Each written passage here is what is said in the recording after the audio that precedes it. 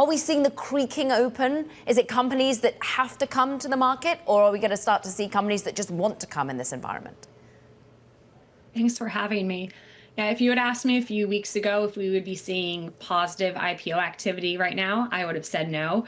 But these few companies that have bit the bullet and decided to go out, eToro last week, Hinge Health, and Mountain yesterday, are performing well and are outperforming the market. So I think, we're not in a market environment where we'll see the floodgates open up, but for companies that need to go public for liquidity or other reasons, or feel like they have a really compelling story, they might just be brave and decide to, despite, the volatility there is. What are the story necessities? It's interesting that CoreWeave now really outperforming where it priced, despite the initial volatility. So we've got an AI focus, you've got really services and consumer-focused businesses thus far. Does it have to be there, or could we even go into broader hardware and deep tech?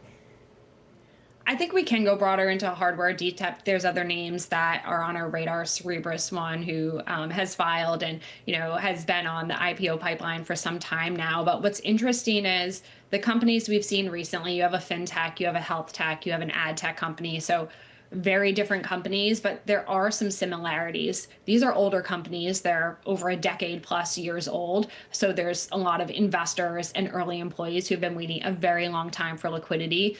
Surprisingly, when you look at the two from yesterday, these are unprofitable companies as well. So it's a little bit surprising to see how well they've been received, given that they're not yet profitable. They're almost there. But it seems like maybe that's not a requirement now for public market investors when you're achieving 35+% growth rates and hundreds of millions of dollars in revenue.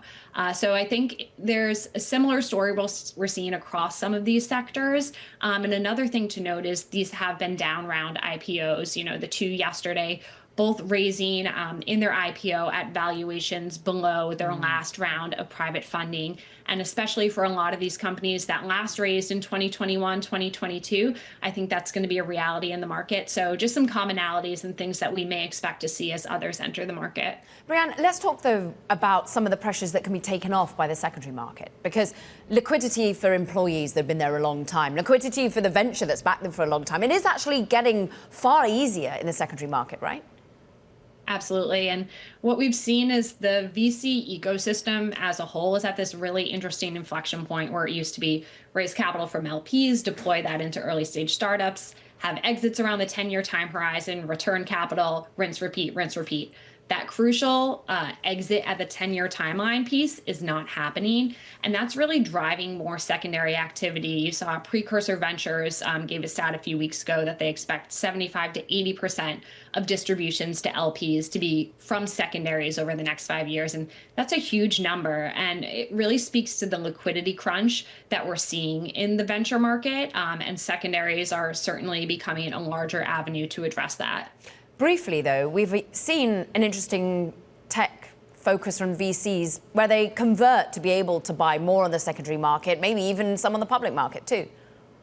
Yeah, absolutely. So we've seen this trend of more VCs registering as RIAs. Lightspeed is the most recent example of a VC firm that's done that. And that really allows them more flexibility to invest more than 20% of their portfolio into both public companies and secondaries. And while we've talked a lot about the secondary need on the sell side, there's also a secondary need on the buy side where these AI companies, they have just so much capital available to them. It's hard for most investors to get access to a funding round or get the allocation that they're looking for in, the latest AI startup. So they're also coming to the secondary market to either build or establish new investments.